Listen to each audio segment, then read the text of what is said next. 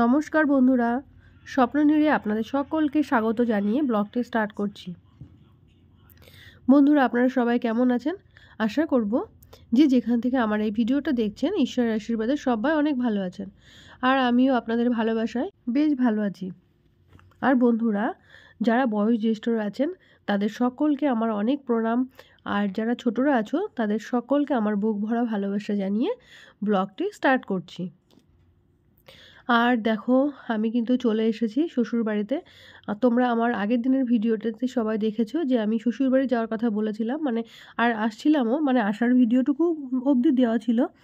আর এখন থেকে আমি যেটা দেখাবো সেটা হচ্ছে যে আমি শ্বশুরবাড়িতে আসার পর কি করছি। তো দেখো, এখন প্রায় বাজে 7টা মতো, সন্ধ্যে 7টা মতো বাজে, 7টা 10-15 হচ্ছে। তো এখন থেকে আমি ব্লগটি স্টার্ট করছি। আর দেখো, বাড়িতে এসে আগে কি করলাম। দেখো, বাড়িতে এসে তো ঘর টরগুলো দেখলে যে কি অবস্থা হয়েছিল ঘরের। বিছানার উপরে দেখেছো সব ওই যে কি বলি আর কি, যে ঘুলঘুলি আছে না, ওইগুলো দিয়ে না সে চামচিকে বাসা করে না, সব পায়খানা করে রেখেছিল। ওগুলো একটা কেমন নোংরা ঝোংরা পড়ে থাকে না বিছানার উপরে, তো সেরকমই হয়েছিল। তো বিছানাটা আগে ঝেড়ে নিলাম ভালো করে। আর দেখলাম ওই যে আমার জানালার যে পর্দা আছে ওর পেছনে না ভীমরুল বাসা করেছিল, জানো তো। তো ওর বাবাকে বললাম যে যেন ভীমরুল বাসা করেছে। তো সেই জন্য না ওইটা পর্দাটা খুলে নিয়ে গিয়ে বাইরে থেকে ঝেড়ে নিয়ে আসলো। আর এই যে দেখো, আমি এসে আগে ঘরটা কিন্তু যে ঝাড়ু টাড়ু দিয়ে পরিষ্কার করে নিচ্ছি, না হলে তো রাত্রে শুতে পারবো না, নোংরার মধ্যে কি আর থাকা যায় বলো। তো আর দেখো, খাটটাটগুলো মুছে নিচ্ছি, যেহেতু তোমাদের দাদাভাই বারণ করছিল যে এই রাত্রে এখন সব করতে হবে না, এইসব করলে আবার তোমার হাঁচি শুরু হয়ে যেতে পারে। কিন্তু আমি দেখলাম যে রাত্রে শোবো, এরকম নোংরার মধ্যে তো শোয়া যায় না, না। এমনি ধরো ঠান্ডার মধ্যে, শীতের মধ্যে, তারপরে এরকম ধুলো নাকে গেলে না আরও যেন একটা অস্বস্তি মনে হয়। তো সেই জন্য চাদর টাদর চেঞ্জ করে দেখো ঠান্ডার মধ্যেও এসে এসব কী করছি। তারপরে কি বলো তো, খাটটাটগুলো একটু ঝেড়ে ঝুড়ে মোছামুছি করলাম, করে একটু ঘরটারগুলো মুছে নিয়ে তারপরে আমি অন্য কাজে যাব।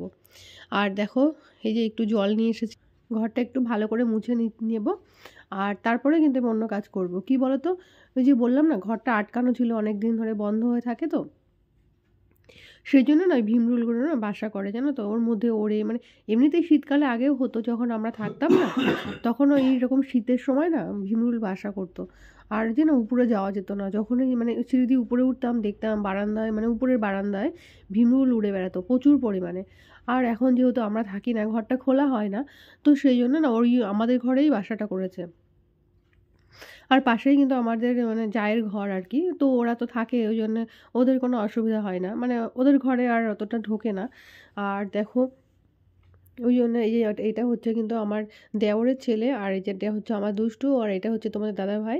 তো খাওয়া দাওয়া হয়ে গেছে রাত্রেবেলা এসে, আর ওর ভাই কিন্তু ভীষণ খুশি। দাদা গেলে তো খেলা হবে, খুব মজা পায়। আর এই যে দেখো, আমি না রাত্রে শোয়ার জন্য যে কম্বলটা বের করছিলাম, যেহেতু আমার একটা সেট করে তো ওখানে থাকে, এখান থেকে তো সবসময় নিয়ে যাওয়া কিছু সম্ভব হয় না, তো একটা করে সেট ওখানে রেখে আসি। সেই জন্য। আর এই যে দেখো, ইয়ে বের করতে করতে না একটা পুরনো স্মৃতি মনে পড়ে গেল। দেখো, আমার দুষ্টুর না এটা সোয়েটার ছিল একটা ছোটোবেলার, আর এটা না ওর খুব প্রিয় ছিল, আর শুধু ওর না, এটা আমারও খুব প্রিয় ছিল। তো সেই জন্যই কিন্তু আমি খুব যত্ন করে ওটা আবার দেখো আলমারির মধ্যে গুছিয়ে রেখেছিলাম। তা আলমারির মধ্যে থেকে ওই কম্বলটা বের করতে গিয়ে এটা চোখে পড়লো। তাই জন্য না ওইটা দেখাচ্ছিলাম ওদেরকে, যে দেখো সোনাইয়ের কত ছোটোবেলার সোয়েটার, এটা দেখেছো। আর এই দেখো, কম্বলটা বের করে নিলাম, যেহেতু আগে থেকে রোদে দেওয়া হয়নি, তো কি করবো, এখন ওইটাই গায়ে দেবো। আর এই দেখো, সকালবেলা আমি কি রান্না করলাম, এটা হচ্ছে পরের দিন সকাল। আর এটা রান্না করেছিলাম, চচ্চড়ি করেছিলাম আর ডাল, সকালবেলা এটা দিয়ে খাওয়া হয়েছে। আর এই যে দেখো বন্ধুরা, শ্বশুরবাড়িতে এসে আমি কীভাবে মাটির উনুনে রান্না করি, জানো তো, এর একটা ফিলিংসই আলাদা, জানো তো। আর এই শীতের মধ্যে মাটির উনুনে রান্না, না সে একটা অনুভূতিই আলাদা। আর অন্যবার যেন এসে খুব প্রবলেম হয়, উনুনটা ধরাতে গেলে আমার। তো এবার খুব একটা প্রবলেম হয়নি, এবার এমন কিছু জিনিস দিয়ে জ্বালিয়েছি যে তাড়াতাড়ি জালটা ধরে গেছে। আর অন্যবার খুব সমস্যার মধ্যে পড়ি, উনুন ধরাতে পারি না। আর উনুনটাও জ্বালাই, আর গ্যাসও আছে আর কি। তো ভাতটা বেশি উনুনেই করা হয়, আর জলটাও গরম করা হয়, তো সেই জন্য শীতের মধ্যে একপাশে, যেহেতু আমাদের দেখছো দুটো উনুন, তাই সেই জন্য না একপাশে গরম জল হয়, আর স্নান করার জলও হয়ে যায়, আর একদিকে হচ্ছে ভাতটাও হয়ে যায়। আর দেখো এদিকে এবার আমার শ্বশুরমশাই মাছ কিনেছে। কী মাছ বলো তো? এটা হচ্ছে চাদা মাছ। উনি বলছিল যে কী মাছ খাবে, মানে কিসের মাছ এসেছিলো, রুই মাছ টাছ, চালানি মাছ টাছ। তো আমাকে জিজ্ঞাসা করছিল যে ওই মাছ খাবে? তো আমি বললাম না ওইসব তো নিতে হবে না, চাদা মাছই আপনি নেন। তো সেজন্যই উনি এই মাছটাই নিয়েছে। আর এই যে দেখো আমি মাছ কাটছিলাম বলে একটা বিড়াল এসে মানে আমার পাশে ম্যাও ম্যাও করছে। আর সোনাই না ওই বিড়ালটাকে খুব পছন্দ করে। ওই বিড়ালটাকে, মা কিছু ওকে খেতে দাও, মা কিছু দাও। তো আমি ওই মাছ কাটছিলাম আর ওই যে মাছের যে মুক্তোগুলো না, কানকোগুলো ছুঁড়ে ছুঁড়ে ওকে দিচ্ছিলাম আর ওই বিড়ালটা খাচ্ছিল। তো সোনাইয়ের মানে ইচ্ছা পূরণও করলাম আর ওই বিড়ালটাকেও কিছু মানে খাইয়েও দিলাম, যেহেতু ওরাও তো আমরা না দিলে আর কোথায় পাবে, তাই না বলো? আর এই যে দেখো আমার দেওর না যে পোলট্রি আছে না, পোলট্রির মুরগি চাষ করেছে। আর এই যে দেখো পোলট্রির মুরগিগুলো না বাড়িতেও কিছু এনে রেখেছে। কেন বলো তো? ওই যে এনে রেখেছে যখন কোনো আত্মীয় আসবে তখন ওই যে ওই মুরগিগুলো না কেটে আর কি বাড়িতে রান্না বান্না হবে।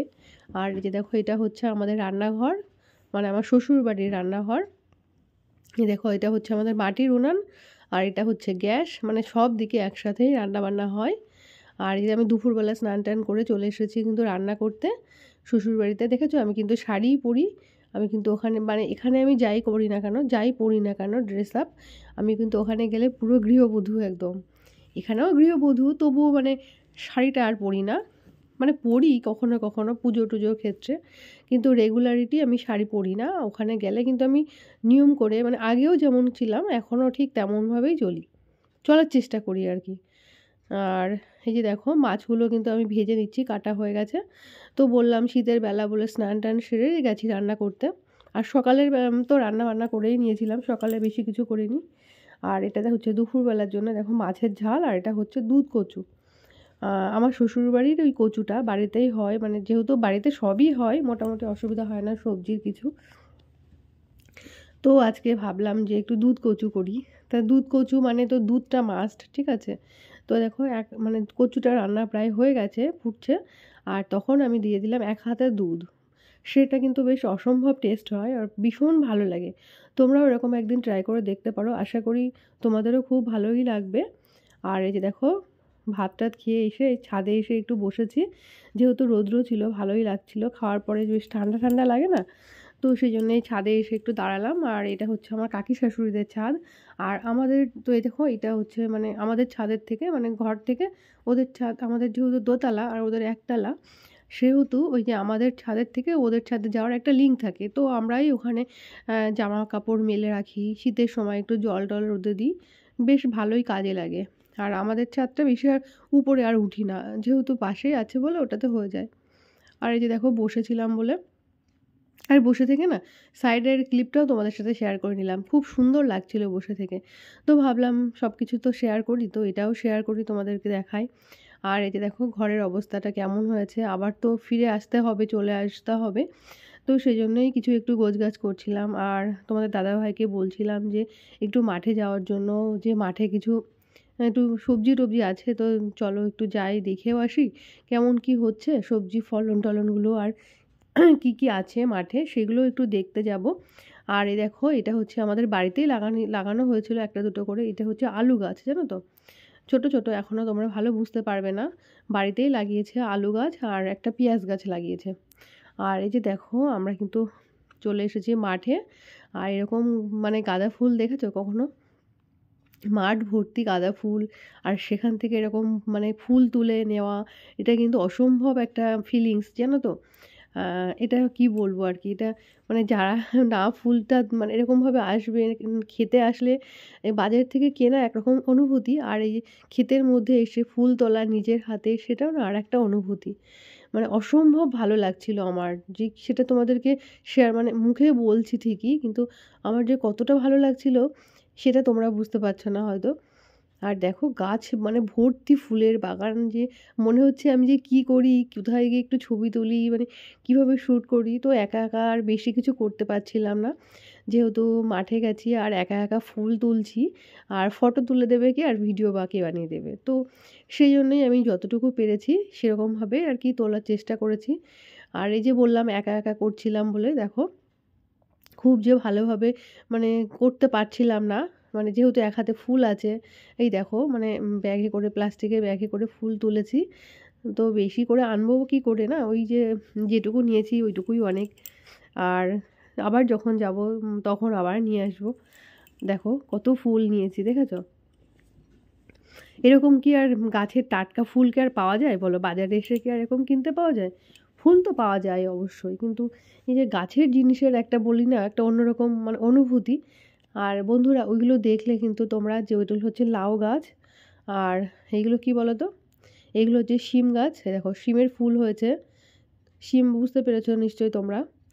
এখনও না খুব বেশি ফলন হয়নি শিমের, এই দেখো একটা দুটো হচ্ছে, তো সেগুলোই খুঁজে খুঁজে তুলছিলাম আর কি। আর এই যে তোমাদের দাদাভাইও তুলছে, খুঁজছে চারিদিক থেকে। আর লাউটা আজকে আর পাইনি আর কি। লাউয়ের গাছ থেকে মানে বলছে গাছের লাউগুলো ছোট ছোট হয়েছে, বড় হয়নি। তো সেই জন্যে আর কি আর লাউ তুললাম না। এই দেখো লাউয়ের গাছ দেখেছো, এই যে। আর পটল তুলেছিল তোমার দাদাভাই কটা, আর পটল আর ওইগুলো নিয়ে চলে এসেছি। কিছু শিম নিয়েছি, পটল নিয়েছি, আর লেবু খেতে দেখলে তোমাদেরকে দেখালাম, লেবু গাছ ছিল আমাদের। আর কি নিয়েছি, পটল শিম এই কটাই নিয়েছি, আর কিছুই না সেরকম। আর ফুল নিয়ে এসেছিলাম। এই যে দেখো ফুলগুলো বাড়িতে এনে কিভাবে এনে রেখেছি প্লাস্টিকে ভরে। আর এনেছি দুধ, দেখেছো? এটা হচ্ছে আমাদের বাড়িতে গরু আছে, তো সেই গরুরই দুধ। আর গেলে পরে না 1 বোতল করেই আমরা নিয়ে আসার চেষ্টা করি, যেহেতু আমার সোনাইকে একটু দুধ খাওয়াতে হয়। আর ওর দাদু তো যখনই পারে চেষ্টা করে, নিজে যখন আসে তো নিয়ে আসে 1 বোতল করে। আর যদি কেউ সেরকম যায় কিংবা আসে তাদের কাছ থেকেও মানে তাদের কাছে দিয়েও পাঠানোর চেষ্টা করে। এরকমভাবেই আর কি ইয়ে করা হয়, যে বাড়ির দুধ মানে আমার নাতি খাবে আর কি, সেরকমভাবেই উনিও পাঠানোর চেষ্টা করে বা দেওয়ার চেষ্টা করে। তো বন্ধুরা আমার আজকের ভিডিওটা তোমাদের কেমন লেগেছে অবশ্যই কমেন্ট করে জানিও। আর যারা বন্ধুরা এখনও অবধি আমার চ্যানেলটিকে সাবস্ক্রাইব করোনি তারা অবশ্যই একটা সাবস্ক্রাইব করে দিও। আর লাইক কমেন্ট শেয়ার করে আমার পাশে থেকো। ততক্ষণ তোমরা সবাই খুব ভালো থেকো, সুস্থ থেকো আর সাবধানে থেকো।